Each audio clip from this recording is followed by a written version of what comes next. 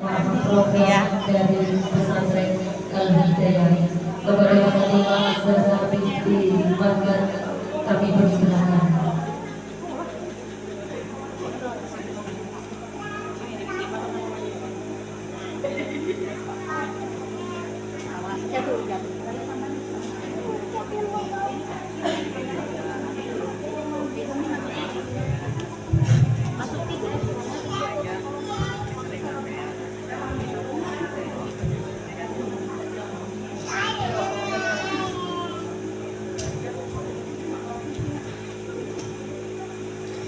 Bismillahirrahmanirrahim. Assalamualaikum warahmatullahi wabarakatuh.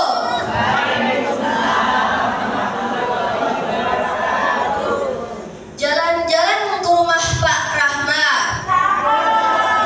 Ke rumah Pak Rahmat jangan lupa membeli tomat.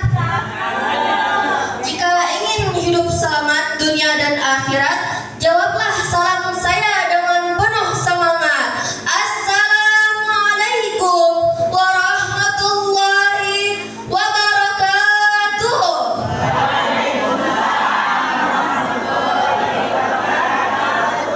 Alhamdulillah, alhamdulillahi rabbil alamin, wal akibatan lil muttaqin, fala udwana illa 'alal zalimin.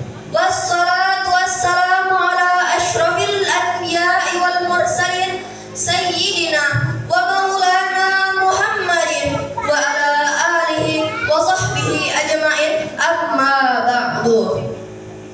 Yang sama-sama saya hormati Ketua Majelis Nurul Iman II Ibu Nur Khalifah, serta yang saya hormati hadirin yang datang pada malam hari ini yang cantiknya Masya Allah, yang tidak dapat saya sebutkan namanya satu persatu, namun tidak mengurangi rasa hormat dan ta'zim saya kepada beliau-beliau semua. Semoga Allah sehatkan dan panjangkan umur beliau-beliau semua dan selalu dalam naungan rahmat Allah Subhanahu wa ta'ala. Amin ya rabbal alamin. Pada kesempatan kali ini Allah Subhanahu wa ta'ala gerakan langkah kaki kita dan kumpulkan kita pada suatu majelis yang penuh dengan keberkahan, penuh dengan kebahagiaan. Seandainya pahala majelis-majelis ilmu itu tampak pada manusia, niscaya mereka akan saling berperang untuk mendapatkan pahalanya, sehingga orang yang memiliki kekuasaan akan meninggalkan kekuasaannya dan orang yang di pasar akan meninggalkan barang dagangannya. Maka berbahagialah kita orang-orang yang dipilih oleh Allah Subhanahu wa ta'ala, yang mana bisa hadir dalam majelis yang penuh kemuliaan ini.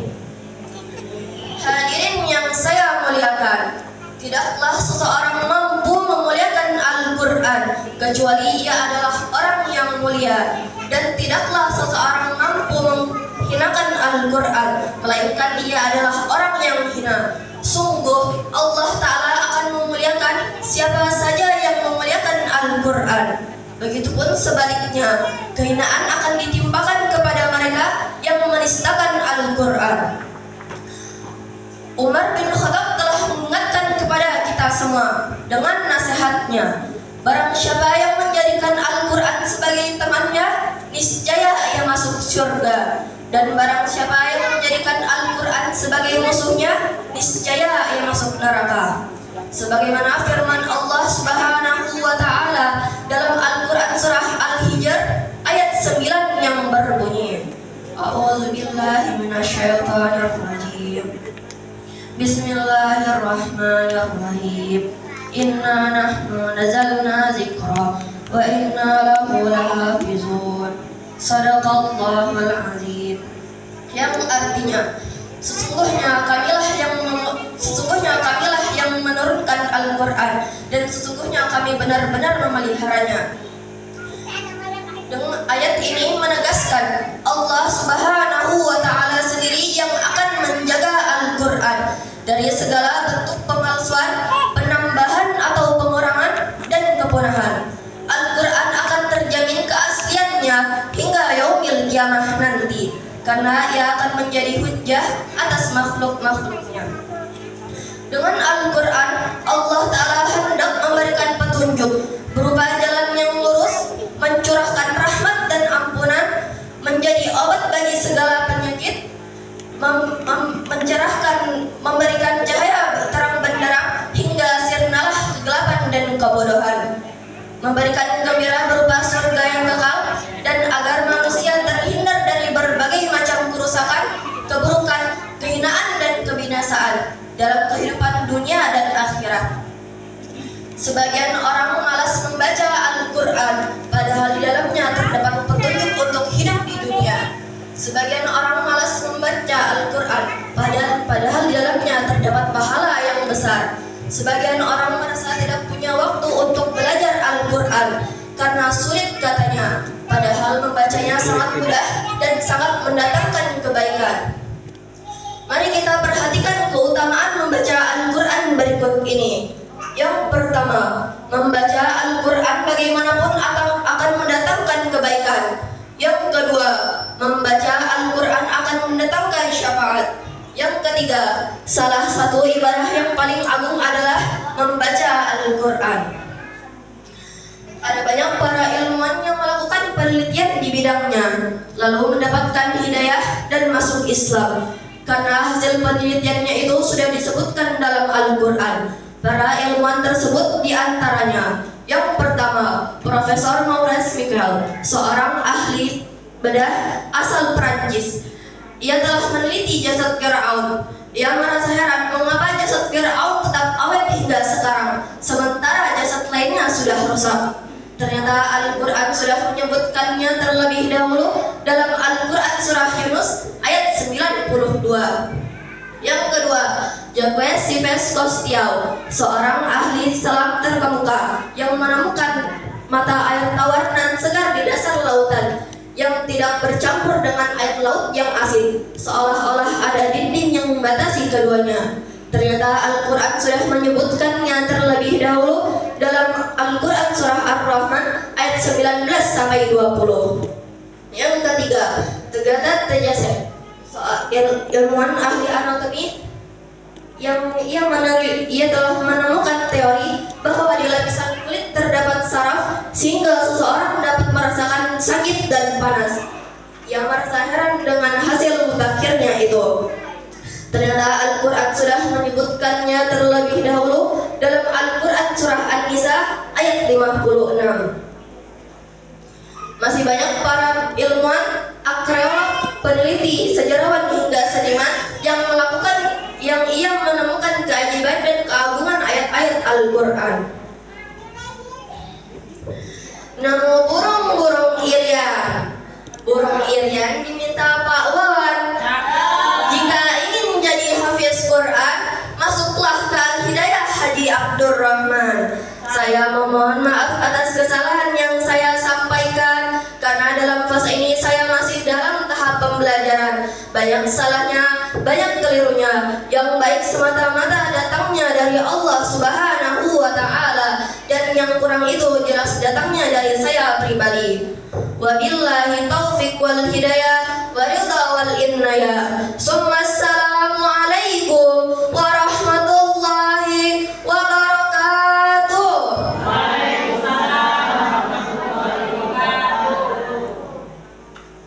Terima kasih kepada Fatimah Azhar atas dakwahnya. Mungkin apa yang disampaikan tadi ada yang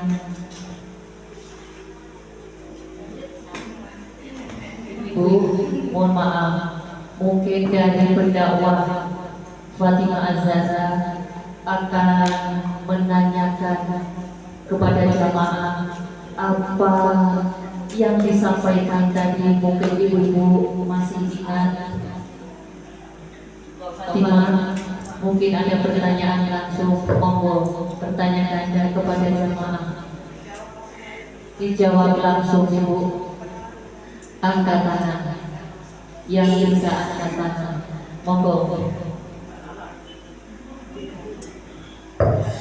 Ibu, saya mau nanya.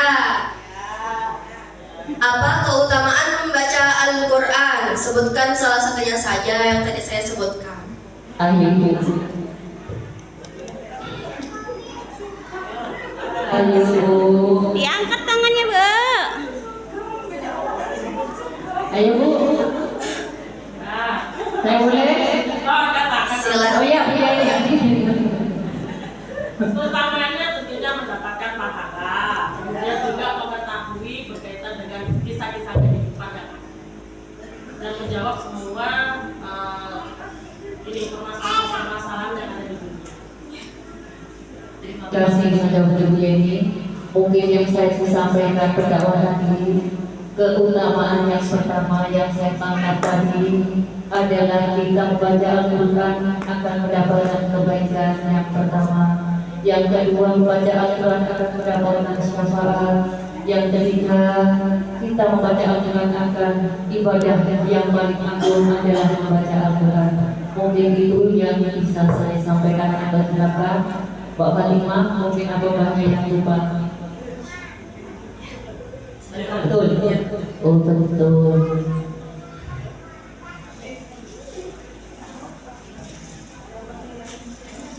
Bapak Bu Yeni juga menyambung dari keutamaan ketiganya tadi. Mungkin kelengkapan yang disampaikan Fatimah Zahra itu mungkin yang saya tangkap, saya ingat, yaitu dari yang disampaikan ketiga-tiganya yang saya sampaikan dulu. Bu Yeni dimohon ke depan mungkin sama saya, karena jenengan sama saya yang bisa menjawab pertanyaan Fatimah Zahra.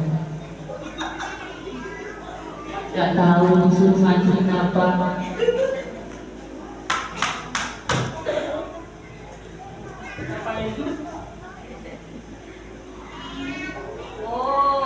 Dapat satu, Sofi ya, Jopres. Dikasih Jopres.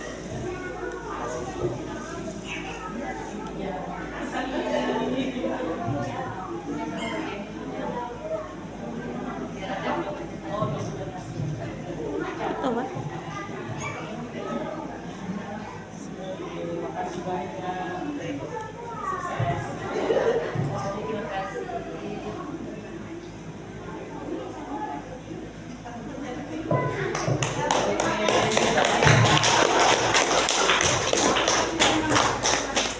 Ini ada pertanyaan satu lagi. Inna nahnu nazalna zikra wa inna lahu lahafizun. Sesungguhnya kamilah yang menurunkan Al-Quran dan sesungguhnya kami benar-benar memuliakannya. Ayat ini termasuk ke dalam surah dan ayat berapa? Ayo Bu, tadi sudah disampaikan surah titik-titik dan ayat titik-titik. Masa saya lagi oh, Mama Iva monggo. Ayo maju. Maju yuk. Sini. Maju.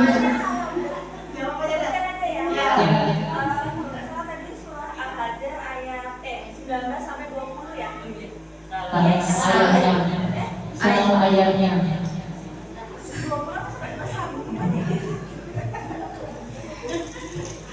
Iwa, monggo nanti dibetulkan karena sampai dia berani jawab. Iya. Ayo, monggo Bu.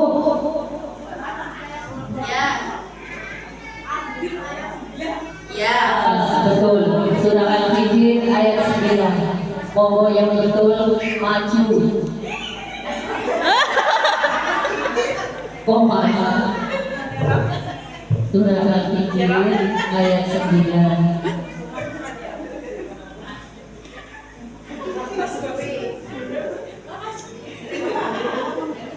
Oke. Ya, ini cukup sekian yang dapat saya sampaikan. Kurang lebihnya saya mohon maaf. Assalamualaikum warahmatullahi wabarakatuh. Alhamdulillahirabbil alamin. dakwah yang telah disampaikan oleh Fatimah Azhar di mana telah selesai. Mudah-mudahan bermanfaat bagi kita semua, mendapatkan ridho dari Allah Subhanahu wa taala. Juga ilmu yang disampaikan mudah-mudahan bermanfaat pula bagi ibu jamaah. Kurang dan lebihnya atau tadi mungkin terlalu lama ibu, ada unsur kesengajaan dari kami mewakili keluarga Bapak Marham. Mohon maaf yang sebesar-besarnya. Saya akhiri. Wassalamualaikum